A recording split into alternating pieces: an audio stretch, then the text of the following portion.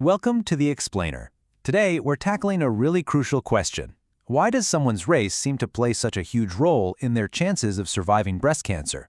Well, the answer is in the science, and we're going to break it all down for you. So it really all starts with this one single, pretty shocking number, 40%. And look, that isn't just a statistic on a page, right? It represents a real, deadly gap in survival that's been around for way too long.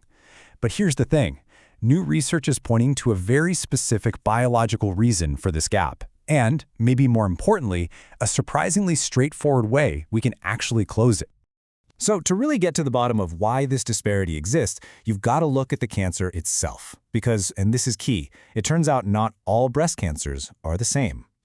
We're talking about something called triple-negative breast cancer, or TNBC for short, and its name pretty much tells you the whole story. See, it's negative because it's missing the 3 common receptors that doctors normally target with some of the best therapies. So without those little targets, our most effective treatments just can't lock on, and that makes this type of cancer incredibly tough to fight. Okay, so this is where it all starts to click. This is how TNBC really drives that disparity we talked about. It's twice, that's right, twice as common in African American women as it is in white American women. This is a huge piece of the puzzle. So let's be super clear here. We're not just talking about any cancer. This is a particularly aggressive form of the disease. It only accounts for maybe 10 to 15% of all breast cancers, but it has the absolute worst prognosis of any subtype. It also tends to hit younger women and this part is just devastating, it has a nearly 3-fold higher risk of coming back. Think about that, 3 times more likely to return. So that really brings us to the big question, doesn't it? When you're up against a cancer that's more common in one group, more aggressive, and has fewer treatment options, what on earth can you do to close that deadly gap? Well, you might think the answer has to be some kind of futuristic new drug, right? But it's not. The research is pointing to something we've had for a long time, one of our most established tools. It's all about using it effectively. We're talking about screening mammography. And this isn't just a theory. A huge study from researchers at Weill Cornell Medicine and Henry Ford Health System really laid out all the evidence. Their work gives us the proof, the actual blueprint for how to fight this disparity head-on.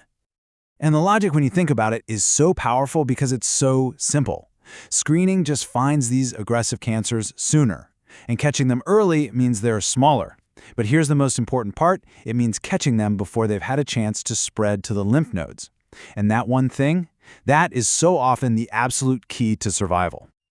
And you don't have to just take my word for it. The actual clinical data backs this up in a huge way. So let's look at the numbers. Let's compare the tumors that were found through screening versus the ones that were found some other way.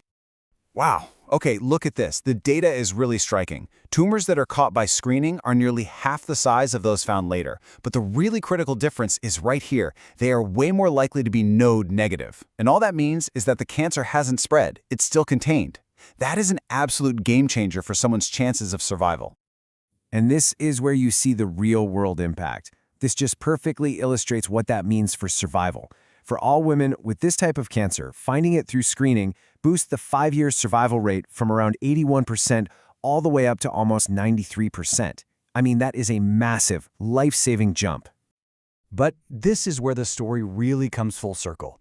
Because when we zero in on the group that's most affected by this disease, well, the power of screening becomes absolutely undeniable. Okay, look at this.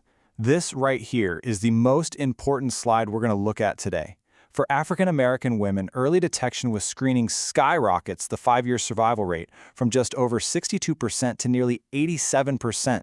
That is an almost 25 percentage point jump. This is how we close that 40% mortality gap we talked about at the very beginning. All right, so let's just tie this all together. We have a deadly health disparity. We know it's driven by a super aggressive cancer that disproportionately affects Black women. But we also know that same cancer can be fought and fought effectively just by using screening to find it early. And doing that dramatically improves a person's chance of survival. When you look at all the science, the conclusion is just inescapable.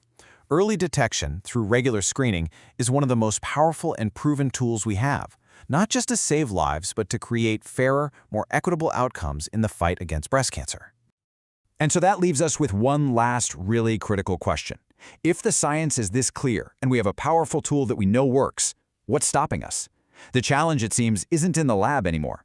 It's out here, in the real world. It's about access to healthcare, it's about public awareness, and it's about making sure this life-saving screening actually gets to every single person who needs it.